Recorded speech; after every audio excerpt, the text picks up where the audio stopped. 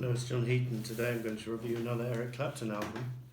And Dave Costello recently reminded me about this album, said how much he liked it. And I realised I hadn't played it for quite a while. There's One in Every Crowd, 1975.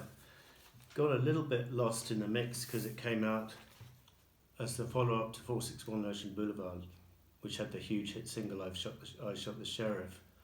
And this one didn't do nearly so well, and the critics didn't particularly rate it. But I think it's very underrated.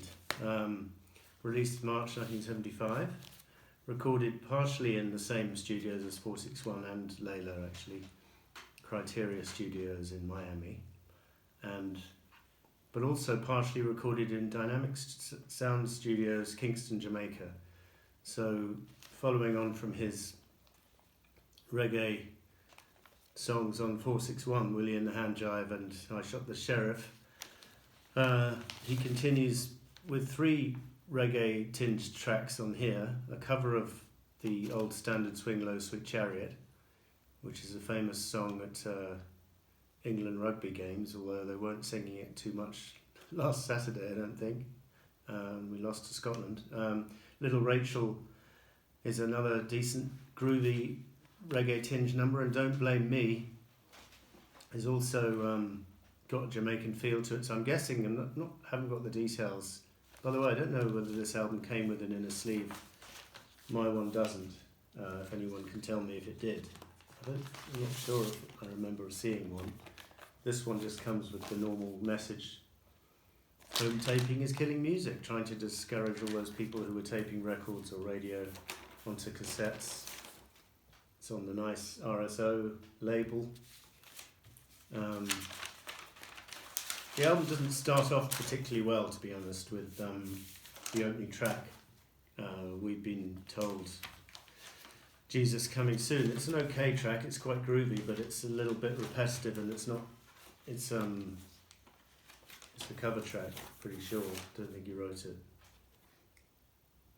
Traditional arranged Clapton, yeah.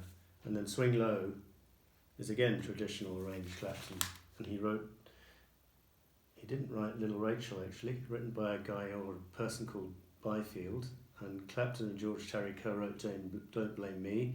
The Sky is Crying is an old blues number, and one review said that was the best track on the album, but I don't think so. I'll come to that. Singing the Blues is a cover, and then Clapton wrote the rest of side 2. So I think Swing Low is a really good cover, and I remember when England won the Rugby World Cup in 2003. I think I played that Eric Clapton version of Swing Low about 10 times in succession on that joyous Saturday morning, whatever it was. I think it was a Saturday. And then, Little Rachel is a good song, and Don't Blame Me is good. The Sky is Crying is a good blues number with an impassioned vocal from Eric. But the highlights for me on this album, and on side 2, opens up with a decent blues number called Singing the Blues, and then a ballad called Better Make It Through Today, which I think was an outtake from 461, because on one of the versions of the recent CD of 461, it actually included this as an additional track in the lineup. But it originally appeared on this album. And then the last 3 tracks is where the album completely takes off for me, and the highlight of the album, along with Swing Low. Pretty Blue Eyes is a gorgeous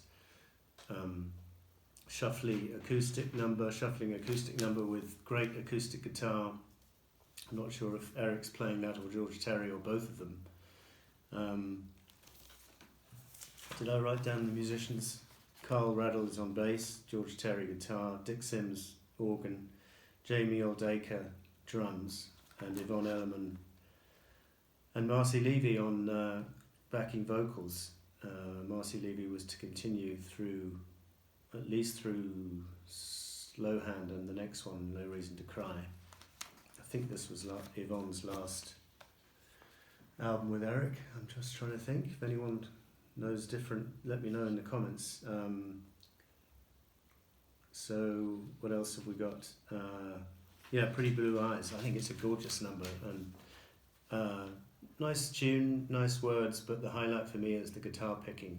I think it's brilliant. And then High, just watching the Bobby Whitlock interviews on his YouTube channel, he was singing quite a bit of this song as if it was a song which was around at the time of the Layla sessions. So it'd be interesting if that's the case. I'm not aware of the Dominoes laying down a version of it. I think it first appeared on here, and it's not on Crossroads as an outtake. It's not on the 20th anniversary of Layla as an outtake. So it'd be interesting to know whether that was a Dominoes outtake. If it was, it'd be great if we could unearth a recording of it, if a recording exists.